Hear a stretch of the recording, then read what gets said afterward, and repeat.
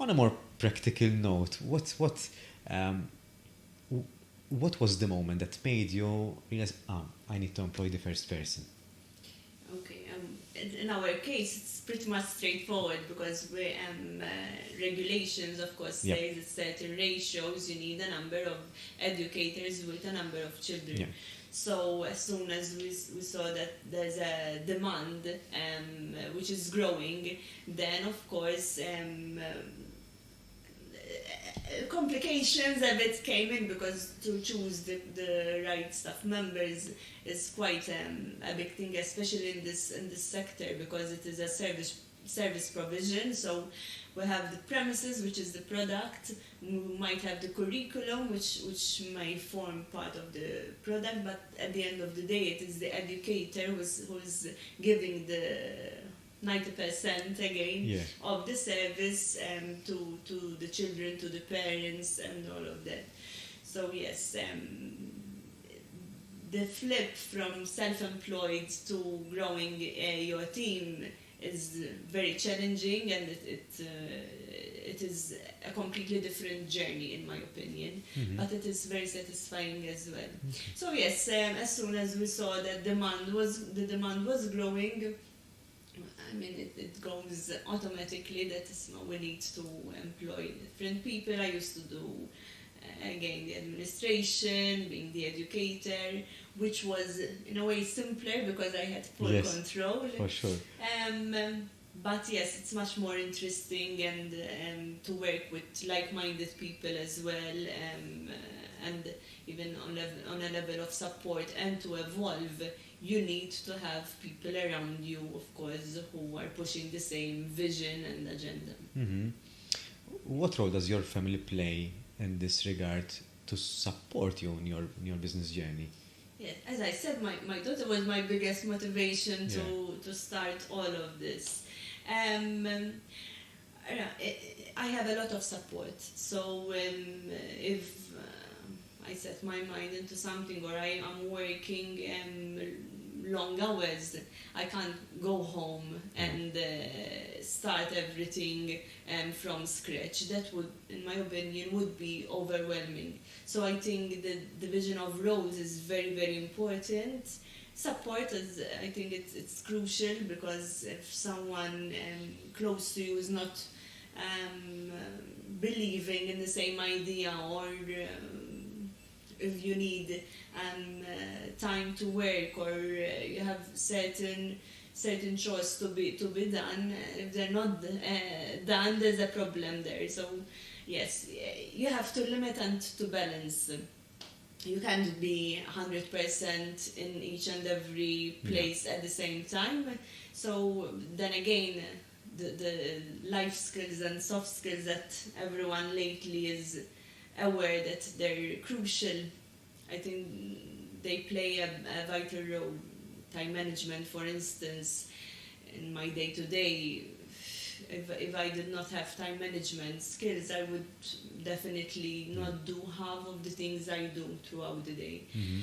Then again, the way I also raised kind of my daughter, she's quite independent as well in her own way. So that is also helpful for me.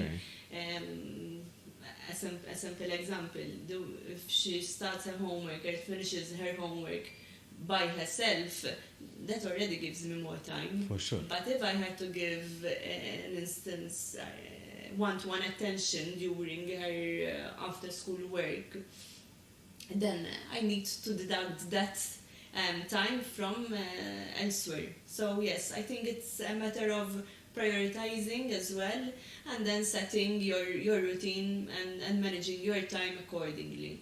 When it comes to business,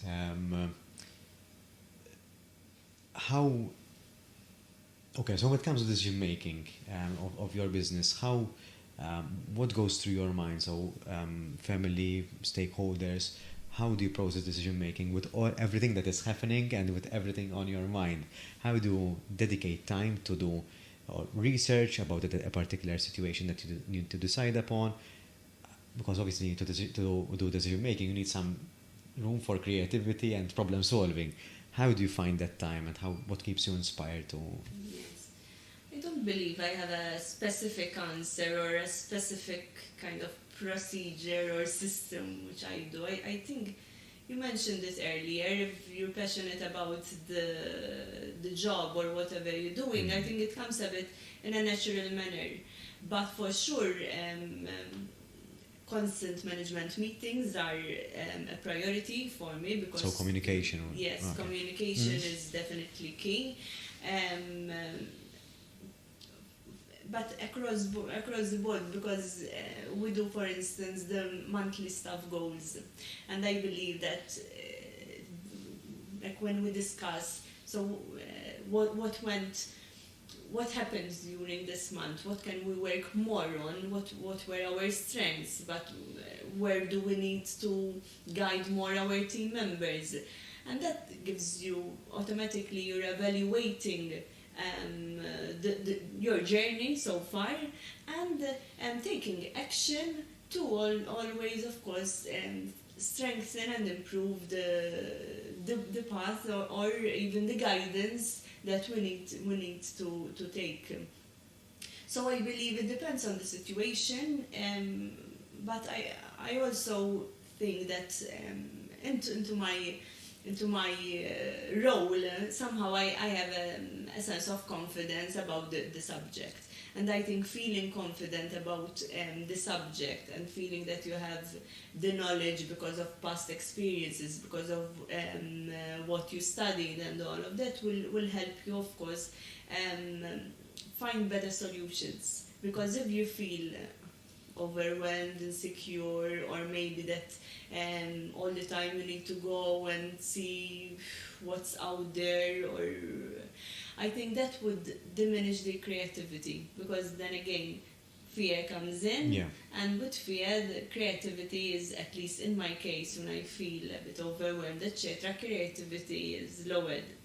So yes, I believe a lot in policies and procedures, because to try and keep uniformity between even one center and another, or one group and another, or one staff member and another. I think you need a form of guidance and uniformity, and even to provide stability and security both to the children and to our clients out there. So if, I don't know, one particular day a policy applied and the next day the policy did not apply, that's going to create confusion, both internally and externally. Definitely. So, Structure is king. I agree. It has to be flexible to some extent, but having structure creates a good visibility of things that makes things a little bit more tangible. And so when we're in trouble, we resort to the structure, we resort to the policies, and we know what to do, basically. So yeah, structure is always king.